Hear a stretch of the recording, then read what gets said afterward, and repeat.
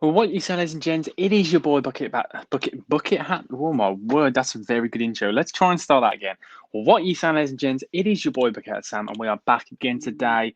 You know how it is. It is episode 14 of the Football Rambling. You know how it is. We answer your questions. We talk about everything to do with football. Premier League recaps. We're going to talk about a bit of European football. We're going to talk about some of the transfers, some of the debuts we've seen, and kind of just all round football. You know how it is.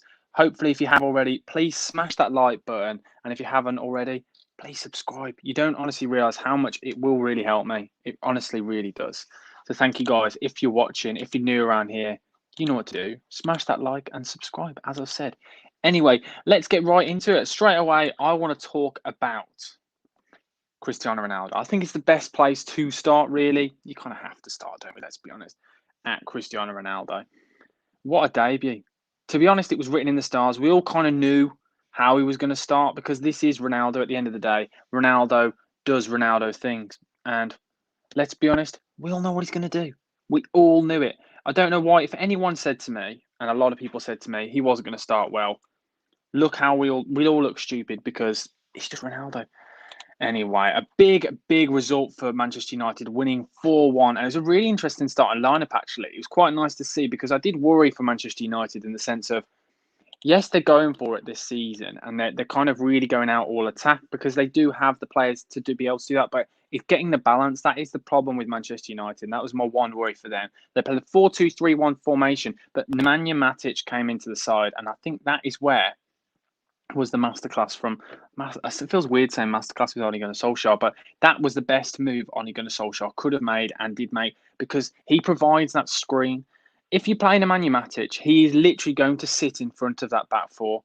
And what it did then is it allowed the players like Jadon Sancho, Bruno Fernandes, Greenwood, Ronaldo, Pogba, Luke Shaw on the left, all to bomb on forward, and that's what they did. They literally allowed that. And that's what I absolutely loved most importantly. I think that was the best part about Ole Gunnar Solskjaer's plan. The 4-2-3-1 formation can be very attacking, but it also sometimes can be very defensively. It all depends on how those two holding midfielders play. Those two holding midfielders, and those two in this game were Nemanja Matic and Paul Pogba. And you know Paul Pogba isn't going to sit and defend, let's be honest. We all know that. We've seen it for I don't know how long. He's never really found a position. That is my one worry. Is Paul Pogba going to suit this new system and the new style of player? Because, yes, I know obviously he started off very well getting a lot of assists, but where does he fit into this system? Really, in my opinion, I think personally what would be better for Manchester United is if they played the four at the back and their two holding midfielders were Nemanja Matic and maybe a player like Scott McTominay, really providing that kind of that grit and determination in the midfield that will win the ball back. And not only that, will provide that screen that the back four need because Luke Shaw will be bombing on forward. Luke Shaw basically plays as a winger anyway. We all know that's one of the things that you get with Luke Shaw. And it is very good what he does. We all love him for it. And he's a very good player. But Pogba, that's my only worry. Is Pogba going to really suit this system? Mason Greenwood has had a brilliant start to the season. Jadon Sancho hasn't really hit the heights, but I think it will take time. But Cristiano Ronaldo, what a debut. As I said earlier, you knew he was going to do it. It's what Cristiano Ronaldo does. He comes into the side, scores 2 goals. Yes, one of them was a tap-in. And the other one, he took it very well on his left foot. It was a kind of a one-on-one chance. He scuffed it and it still went in. But that's the thing, what Ronaldo brings. I listened to a really interesting interview with Lee Grant, and Lee Grant said that since Ronaldo has come in, everyone has changed. Apparently no one's had a dessert at training since he's been there. And that's the Ronaldo effect. There's now kind of, yes, it's brilliant that he's come, but there is a lot of pressure on United now. They have to win a trophy. And I mean, when I say they have to, I mean, they really do have to because with Ronaldo, that's the pressure he brings because he is a winner and he can single-handedly win games for them. And he will have to do that. And I think it's going to be very interesting to see how they kind of plan out. I think the best thing they can do is, obviously, Ronaldo is getting older. Yes, he's an extremely fit player. But I think what the best thing to do, the best way to manage him as a player is in these Champions League games, don't start Cristiano Ronaldo and play the likes of Cavani. Give Ronaldo a rest so then he can come back every week in the Premier League and battle. Because I genuinely can't believe I'm saying this. Man United are serious Premier League contenders. Genuinely for the title. I honestly think them There's 4 contenders for me this season, and I think it's a very, very strong 4 this year. I think it's Man City. I think it's Liverpool, because Liverpool looks so strong. They always do it with the Klopp system, but they're very weak. It's like weak in depth, but it's still a very strong side. I said Man City, didn't I? Man United, as I've just said, and Chelsea. Chelsea, for me, are the outsiders for the league. Chelsea are the ones that, if it's going to be anyone other than Man City, I think it will be Chelsea, and Chelsea are looking absolutely unreal. We will get on to Chelsea, but there you go, guys. That's my quick little roundup of the Manchester United game. Newcastle, I do really worry for. Yes, they had a bit of a moment, obviously, where they came back, but then within 5 minutes, Man United had scored again. But I do worry for Newcastle in the sense of they've really not started well, like looking really poor, sitting in 19th place with 1 point this season. Not looking good for them. Conceded the most goals in the league. I'm honestly, I'd be worried if I was a Newcastle fan at the moment. I do know a lot of Newcastle fans and they are very worried about this season. But the next game I want to talk about, Chelsea versus Aston Villa. And I think personally, the scoreline flatters Chelsea. I think Villa went to Chelsea with a game plan. High press, high pressure, lots of energy, and a shoot on sight. And that is what Villa did. Villa, in the first half, pressed intensely. Sal Niguez had a very difficult start. And I think the problem is, I don't think he's a bad player. We all know Sal is an unreal player. You don't play for Atleti and play at such a high standard in such a brilliant side for so long. And I know a lot of people are jumping on saying he's awful and stuff, but I tell you now, he will be one of the best midfielders in the league. Give him time. It's going to take him time. I'm surprised Tuchel just threw him in the deep end, especially against a side like Aston Villa, where Villa have got energy and they've got players like John McGinn in the middle who will press, and they will press hard and they will tackle hard and they'll be on your case. And I think that's what it was. I think it was just a bit of a whoa. He kind of just went, what on earth is going on here? He's used to playing in an athletic system where he gets time on the ball, he can look around, he can dribble backwards and forwards, turning. He's got loads of space and time, but he's come against a Villa side which love to press, and that was my worry for him. I promise you now, guys, don't jump on him. He will be a brilliant player. I'll tell you that now. So hopefully he gets a little bit of a rest, or maybe even plays in the Champions League against Zenit. Give him a bit of time and he will be, honestly, an unreal player. But what I want to talk about is the fact that the scoreline did flatter Chelsea. Villa had more shots in the game and had more shots on target than Chelsea. But that also shows how clinical Chelsea were. Lukaku in this game had 25 touches of the ball. 25 touches of the ball and he scored twice. Chelsea had 4 shots and scored 3 goals. It just shows you how brilliant Lukaku is and how well this Thomas Tuchel side is built. The depth in the squad as well. He can rotate. There are players who didn't play who could play. Callum Hudson-Odoi played at right wing back. I thought he was brilliant. Obviously, Reece James was out, but I thought he played very well.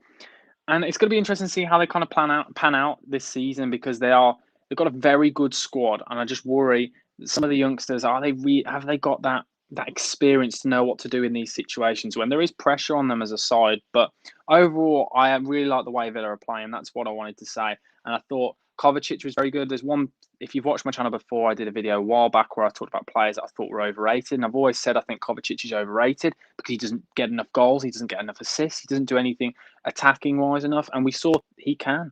Some of the balls he was spraying around the park were absolutely unreal, and I thought he was brilliant in some instances. I thought he was brilliant. Some moments he did keep giving the ball away, but you're going to get that when you're trying those harder passes, those more difficult, complex moves. You're going to make mistakes. That's a given. But overall, I thought he played very, very well. But yeah, I think Chelsea, they look very, very solid, and that's why they are where they are. That's why they're a joint top. One side I'm surprised they're a joint top is Everton, and I did a match analysis. If you've not seen the video, I can go into a little bit of detail about it. I thought Everton looked very, very poor yesterday. First half, I thought they were awful against Burnley. I think Burnley were unlucky not to win. I do worry for Burnley in a sense this season. Burnley are creating a lot of chances, and we don't see that for Burnley sides. Usually Burnley create a couple of chances, and then they'll score a couple of headers, or maybe one header. But the problem is Burnley are creating chances, and they're not scoring. And it's when, later on in the season, when Burnley don't create chances, what are they going to do? They're obviously not going to score then. If they're not taking their chances now, I do worry for them, and that's why they're joint bottom with 1 point this season. Sorry, not joint bottom. That's why they're in the relegation zone in 18th place with 1 point. Hopefully things will change. We'll have to wait and see for Sean Dyche's men. It's a very thin squad, but it always is every year. But Sean Dyche always knows how to get a team out of trouble, and that's what I expect to happen. You know what he does. It's the same every single year. Hopefully And I mean it. Hopefully they will be okay. Hopefully. But now I have got a lot of questions. But before I get onto the questions, I just want to talk about Crystal Palace versus Tottenham. I thought Crystal Palace were unreal. Obviously, they were very much helped by the Tanganga red card. That was extremely odd. The fact that I think he'd just been outclassed in the entire game by, he'd been run ragged by Zaha. And I think he just lost his head. He just had enough and he just didn't know what to do. He just couldn't cope. You get that a lot with inexperienced young players. You can't have a go. You should. It is poor from him, really. He should know better. But at the end of the day, hopefully he'll kind of take this into another game and kind of just learn from his mistakes.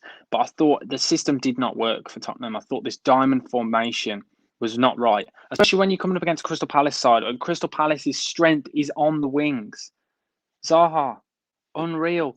Jordan Ayew is very good on the wing. That was a problem I didn't understand. And then, especially when you got players like Conor Gallagher, energy in the midfield just didn't work. It was so narrow. And then it left the two fullbacks in Reguilon and Tanganga when he did play in the situation where I just thought, what is going on here? It just constant just put pressure on themselves. So I thought Crystal Palace played well, but I think they were helped by how poor Tottenham were. And I do worry for Tottenham in the sense of things. If this is a sign of how things are going to pan out this season, I think we saw the real Tottenham here. I think a lot of people got ahead of themselves saying that Tottenham were at the top of the league. I said to you, you cannot take the first three games. Got to take it with a pinch of salt because it means nothing. The first three games mean absolutely nothing. From now on, the season begins in my eyes. I think the start, momentum and form from the previous season comes into play, whereas now it is now just all about football. And I think Tottenham, I'm very much worried for them. They looked very, very poor. And Harry Kane didn't have a single touch in the opposition's box. And he didn't even have a shot in the game, which just doesn't seem like he wants to be there. Really doesn't. But I'm just looking at the table now. I'm just going to quickly get it up on my screen. Nothing really surprising now. I did say to you, I thought Brighton would do very well this season, and I'm hoping they carry on this rich form they're in. 3 games, three wins, sorry, in 4 games. Very good start to the season. They're creating chances, and that's what I said they'd do. They always create chances. They have done year on year. They just can't score. That is their problem. They never seem to score, but hopefully they will do now. And Leeds should be interesting to see kind of what happens with them. They've got off to a bit of a shaky start, but I think they'll be okay. That's me personally. And one other thing I want to talk about actually, just before we move on to the Champions League, is Tuanzebe. I've read something literally just 2 minutes as I was loading up the screen to go live. I saw an article talking about how Tuanzebe to Villa could be a permanent move. That would be huge. Tuanzebe is a brilliant player. You're going to get energy, good on the ball, very strong. I think he's a great player. I think with Tyrone Mings, as we saw in the Chelsea game, he's always got a mistake in him. And I think Tuanzebe could work really well next to Konsa because Tuanzebe is more of an aerial threat, better, stronger. But the two of them together, I think, would really cope well and really match well. And hopefully Tuanzebe hasn't got a mistake in him like Tyrone Mings.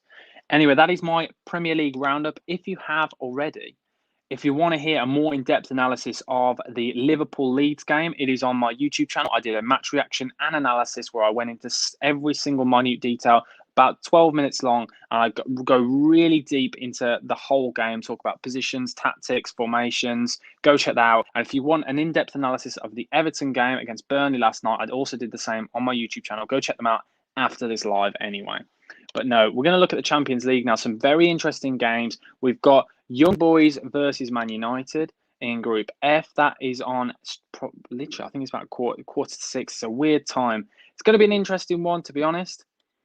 Man United, you'd expect to play extremely well, but I'd hope to see that Man United would rest a lot of players because Man United have got a bit of a tough run coming up. They've got some big teams. I mean, some big teams. They've got real tests coming up. I think in the next 4 weeks, they play Man City, Tottenham, and it might be Liverpool in the next 4 weeks. It's going to be a big struggle for them, but I expect Man United to go through with flying colours. My prediction for that game will be a 2-0 win, away win to Manchester United. That should be a very interesting game. I would highly recommend you guys to watch that. And Chelsea versus Zenit on tonight at 8 o'clock. That should be a brilliant game. I'm really excited for that one. That one is going to be interesting because Chelsea, we're going to see kind of some of the fringe players that Chelsea have, and some of the fringe players that Chelsea have are unreal, and they don't really get a chance. I really want to see Saul Niguez playing because he's a very good player. I just want to see him given a chance because I don't want people to write him off just after that one game against Aston Villa and the game of the night. It's obvious.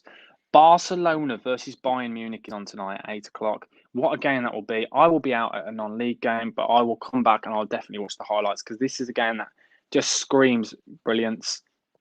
In previous years, this would be a really difficult one to call, but I feel like this year it's quite an easy one to call. Obviously, with Barcelona, with all the troubles that's going on there, and they've not had a bad start to the season. But the problem is, I watched their game against Getafe when they won 2-1. I think it was last week. It might have been the week before. But my worry for them is they're not creating chances. That is the problem with Barcelona this season. They're not creating chances and they are shipping goals. I genuinely mean it. They are shipping goals. And that is my one worry for them this season. Currently, I'm just quickly getting the league table up. Barcelona are 7th in the league, played 3 games, won 2, drawn 1, which isn't a bad start. It's not obviously an ideal start. But I just worry for them. Coming against the Bayern Munich oiled machine, I say it every year. Bayern Munich, you know what you're going to get. They are going to press. They're going to be high energy, lots of passing. And I do worry for Barcelona in this game because they don't have that firepower they used to have. Memphis is a very good striker, but he's not half the player that they used to have up top.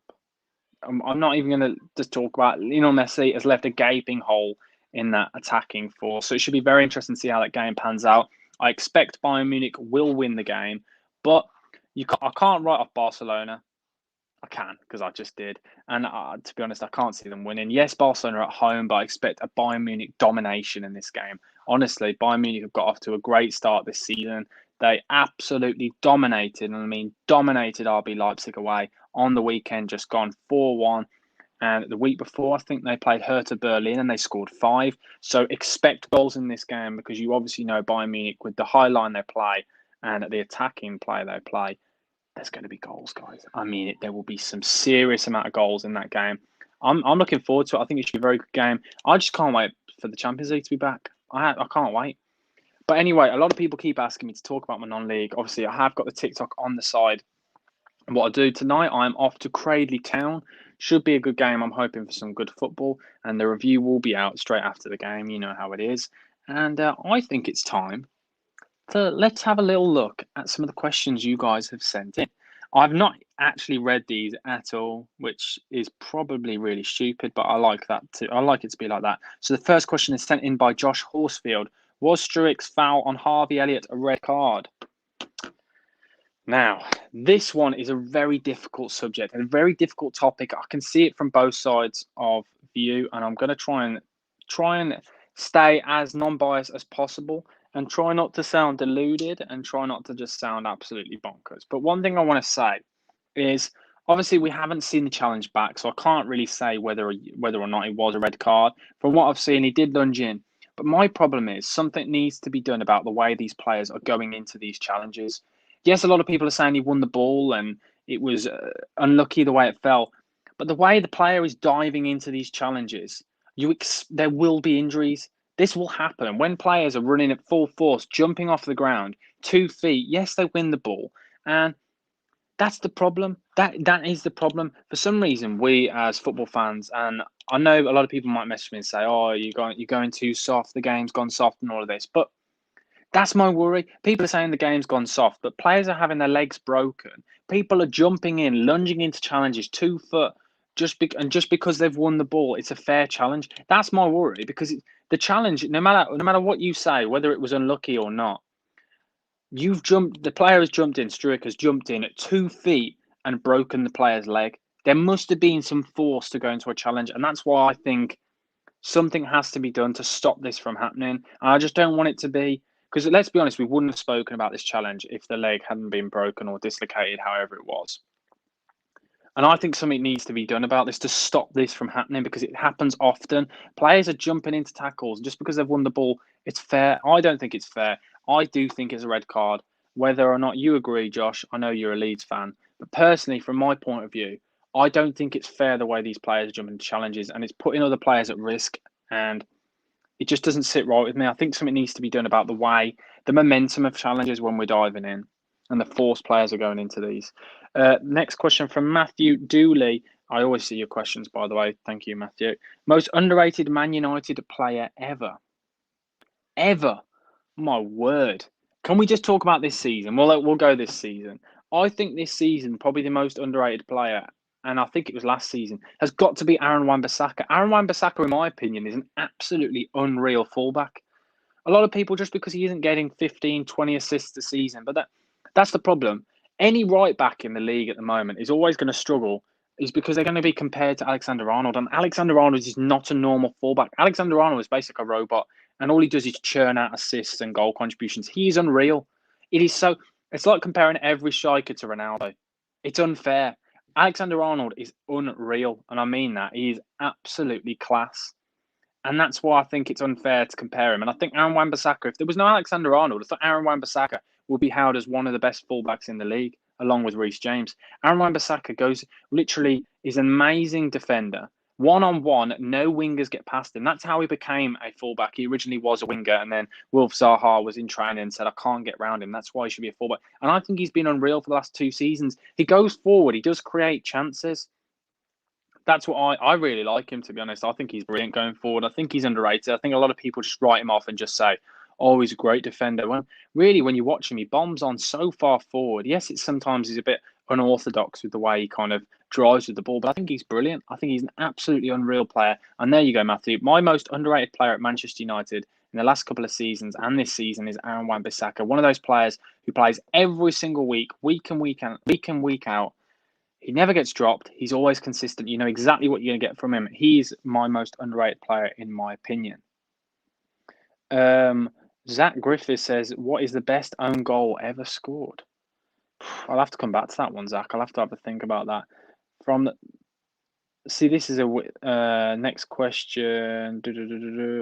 Why do you think Norwich struggled to remain in the Premier League? I think sent in by Midgington. I think it's a bit early to say that. I think Norwich this year is the first year where they're financially stable. Because the problem is with a lot of these clubs, and it's the same with West Brom, a lot of clubs come up and down from the leagues. And it's because financially they don't want to make that commitment and take that risk when they come up and invest hundreds of millions that they get sent. Because then if they do get relegated, you see it with a lot of clubs, they really struggle, especially with that wage bill.